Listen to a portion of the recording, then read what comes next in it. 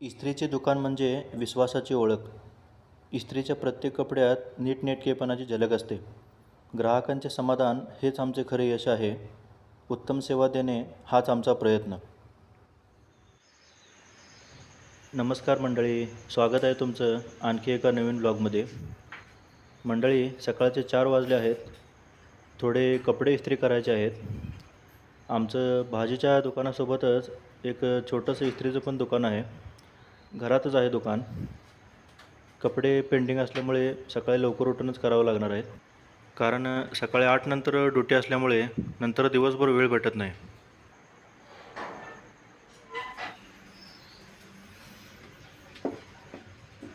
चला आता इस्त्री पेटवूया.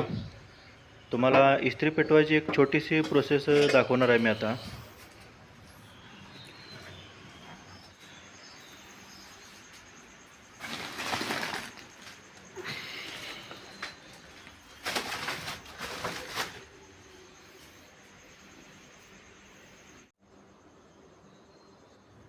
हा कापडाचा एक छोटासा गोळा केला आहे मी. त्याला आता पेट्रोल किंवा रॉकेलमध्ये भिजवावं लागणार आहे. रॉकेल तर काय भेटत नाही आता. पेट्रोलचाच वापर करायला लागणार आहे. पेट्रोलमध्ये थोडंसं बुडवून आता हा इस्त्रीमध्ये ठेवायचा आणि त्याच्या बाजूने कोळसे वगैरे ठेवून आता इस्त्री पेटवायची.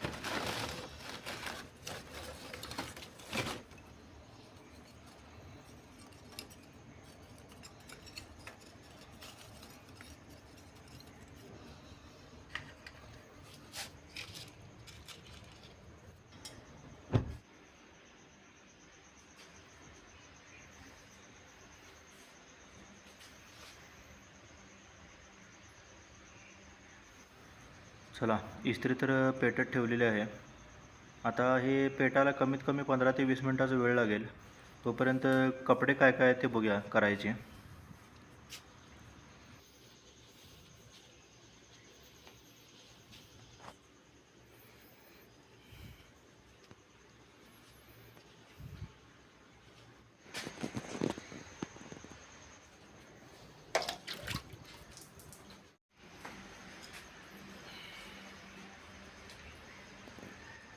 इस्त्री पूर्णपणे गरम झाली आहे मंडळी. आता चालू करूया काम. चला मंडळी, इस्त्री चालू करत आहे.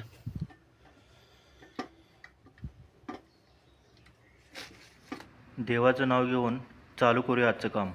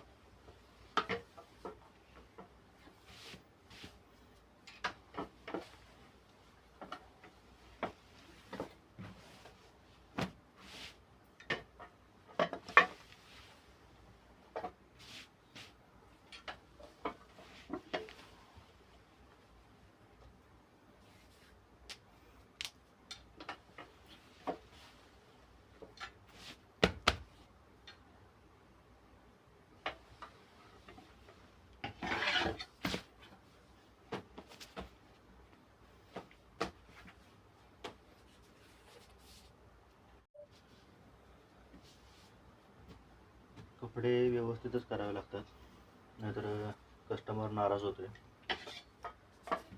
परत कपडे द्यायला बघत नाही मग.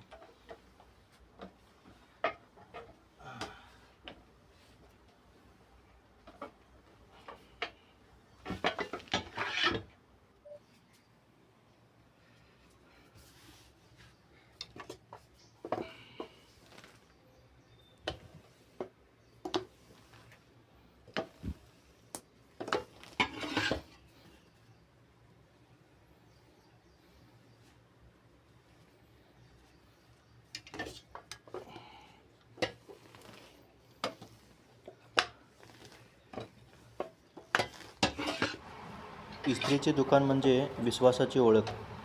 इस्त्रीच्या प्रत्येक कपड्यात नीटनेटकेपणाची झलक असते. ग्राहकांचे समाधान हेच आमचे खरे यश आहे. उत्तम सेवा देणे हाच आमचा प्रयत्न. सकाळचे 7 वाजले आहेत मंडळी. अजून एक साडी करायची आहे. त्याची साडी आवरायची आणि मग काम बंद करायचं. ड्युटीवर जायचं आहे अजून. चालतंय, आजचा व्लॉग इथंच थांबूया. भेटूया पुढल्या आणखी एका नवीन व्लॉगमध्ये. तोपर्यंत जय श्रीराम.